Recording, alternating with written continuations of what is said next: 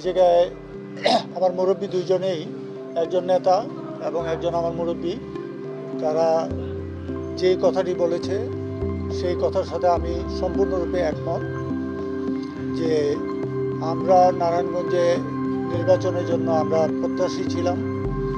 অপ্রত্যাশিতভাবে একজনের নাম ঘোষণা করা হয়েছে যিনি এই দলের সাথে সম্পৃক্ত ছিল না, এটা আপনারা জানেন। এবং 2 মাস আগে, আজকে থেকে 2 বা 2.5 মাস আগে হবে, যে উনি সদস্য পদ সংগ্রহ করেছেন এবং উনি এটা পেয়েছেন। এতে আমাদের কোনো আপত্তি নেই, কিন্তু সবচেয়ে বড় আপত্তি হলো যে একজন প্রার্থী নির্বাচন করবে এবং সেই জয়লাভ করবে। আমরা এতদিন মাঠে ময়দানে কাজ করেছি, আমরা অনেক জায়গায় গিয়েছি, এখন আমরা দেখতে পাচ্ছি যে প্রত্যেকটা নেতাকর্মী, প্রত্যেকটা ভোটারের রক্তক্ষরণ হচ্ছে। এবং এইভাবে যদি চলে, আমি জানি না যে আগামীতে আমাদের অ্যাকচুয়ালি প্রত্যাশা কি। নারায়ণগঞ্জ 5 থেকে আমরা যখনই এই জায়গা থেকে ইলেকশন করেছি, জনাব অ্যাডভোকেট আবুল কালাম সাহেব যতবার নির্বাচন করেছে আমার অফিস থেকে কিন্তু উনি শুরু করেছে, আমার সামনেই বসা, এবং প্রতিবারেই কিন্তু উনি জয়লাভ করেছেন একবার বাদে। তো নারায়ণগঞ্জে প্রার্থী এবং জয়লাভ এই দুইটি হলো আমাদের প্রত্যাশা, এবং মানুষ ভোট দিবে।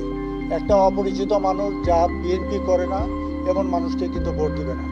আমরা চাই না যে নারায়ণগঞ্জ 5 আসনটি আমরা এই জায়গা থেকে হারানোর জন্য। আমরা নারায়ণগঞ্জ 5 আসন আমাদের থাকুক, এই আসন আমরা উপহার দিব। আমাদের যে নেতৃবৃন্দ আছে, শহীদ রাষ্ট্রপতি জিয়া রহমানের যে দল, বাংলাদেশ জাতীয়তাবাদী দল, এবং সেই দলের যারা যারা আছেন, দেশনেত্রী বেগম খালেদা জিয়া এবং দেশনায়ক জনাব তারেক রহমান, আমরা এই আসনটি তাকে উপহার দিতে চাই। এই জায়গায় আমরা 4 জন মনোনয়ন প্রত্যাশী ছিলাম। আর যে কথাটা আগেও শুনেছেন যে এটা যে মনোনয়ন যেটা দিয়েছে সেটা অ্যাকচুয়ালি কনফার্ম না। আমরা সেই কনফার্মে আগেই আমরা এই কথাগুলো জানাচ্ছি যে এটাকে আবার রিভিউ করা হোক, এবং যে কোনো একজনকে, এটা আমাদের মধ্যে কোনো চয়েস নেই। আমরা সম্ভাবনা এই জায়গায় সবাই আছি, আমাদের মধ্যে থেকে যে কোনো একজনকে দেখ, আমরা সবাই একসাথে কাজ করব এবং ধানের শীষকে জয়যুক্ত করব।